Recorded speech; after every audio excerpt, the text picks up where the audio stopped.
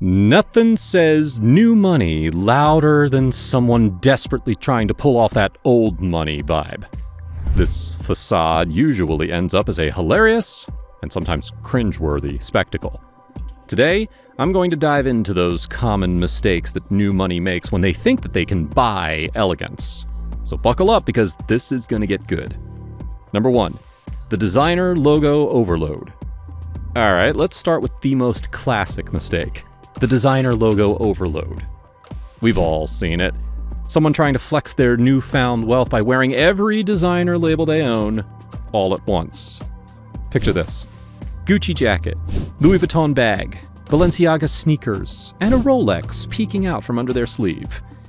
You know, just in case that you didn't catch that they're rich. Now, I'm not saying that designer brands are bad, far from it. But there is a difference between appreciating high-quality fashion and wearing it like a billboard.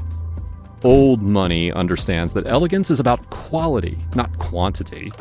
You'll never catch a Rockefeller decked out head to toe in logos. They know how to be discreet. It's like they're in on a secret that new money hasn't quite figured out yet. Sometimes less really is more. Number 2, the influencer trap. Let's face it, a lot of new money these days comes from the world of social media. You've seen it. These influencers rake in cash fast, and suddenly they're living in million-dollar homes, driving sports cars, and decked out in the latest luxury gear. Suddenly, they've upgraded to sports cars, penthouse apartments, and closets full of designer gear. But here's where things go wrong. They think that just because something is expensive, it's automatically classy. No. Just because you dropped $15,000 on a gold-plated watch or a luxury tracksuit doesn't mean that you got style. And then we get the classic Instagram post. The dude's wearing a bright red $5,000 Gucci tracksuit paired with designer sneakers, a flashy belt with a giant logo, and a watch that's basically screaming for attention. He throws in a caption about living elegant. But bro, sorry, that's not elegance. That's a fashion emergency 911. Elegance isn't about flexing every expensive piece that you can get your hands on. It's about knowing when to dial it back, keeping it subtle. Old money guys, they get this. They don't have to rock a head-to-toe luxury look.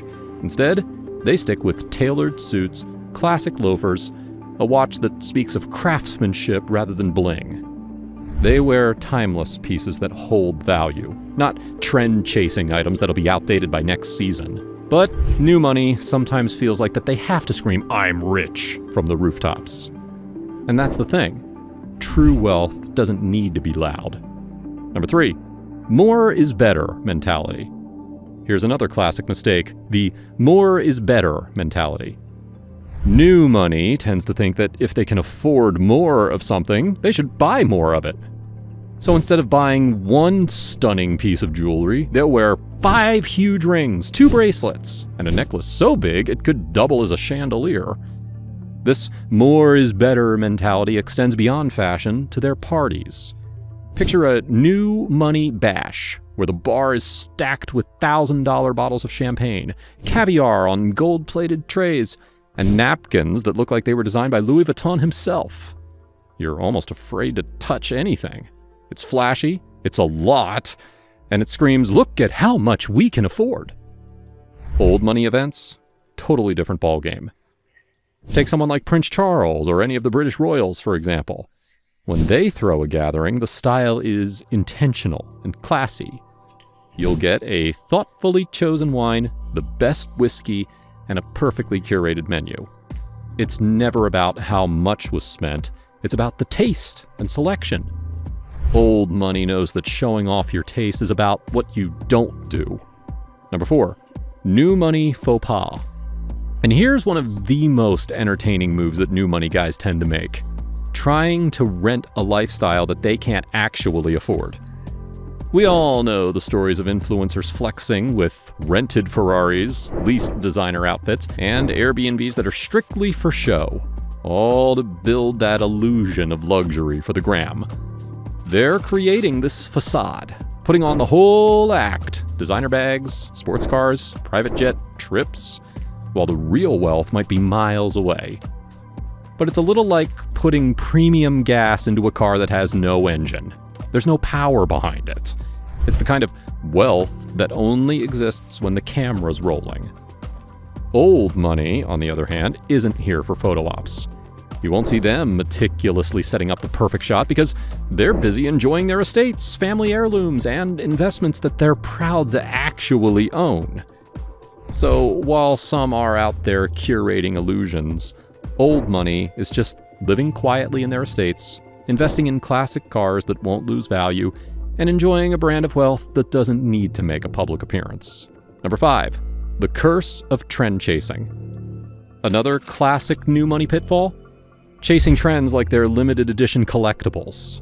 Whether it's the latest neon-soaked streetwear or that new designer collab drop, new money has a knack for snapping up whatever's hot right now. And hey, trends have their place. There's no shame in having a little fun with fashion. But elegance? That is built on timeless choices, not yesterday's runway favorites. Meanwhile, old money's out here casually rocking that same cashmere coat or leather watch strap from 2 decades ago, and it still looks flawless. They aren't scrambling for the next hype item because they know the real secret: quality over quantity. It's about choosing pieces that can hold their own over the years, not ones that scream, "Look, I'm in season." With old money, you'll find classic, versatile staples that fit just as well in a 5-star dining establishment as they do at a casual weekend gathering. New money, though? They can't resist the siren call of that ultra-rare, glow-in-the-dark, celebrity-endorsed jacket, even if it'll be out of style in 6 months. And while they are on a trend roller coaster, old money keeps it grounded, showing that real elegance isn't about what's hot today, it's about what lasts forever.